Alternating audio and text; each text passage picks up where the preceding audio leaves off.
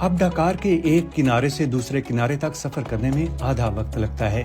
شہر میں برقی بسیں، نئی لائنیں اور سائیکلنگ کے نئے راستے بنائے گئے ہیں۔ یہ بس ریپڈ ٹرانزٹ سسٹم کا حصہ ہے جو ڈاکار کے 14 سب سے زیادہ آبادی والے حصوں کو جوڑتا ہے۔ یہ افریقہ میں اپنی نوعیت کا پہلا سسٹم ہے۔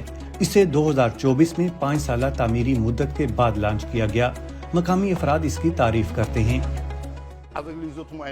دیگر ذرائع نقل و حمل کے ساتھ ڈاکار شہر کے آخر تک جانے میں کم از کم 2 گھنٹے لگتے ہیں۔ ہمیں شور اور فضائی آلودگی کا سامنا تھا۔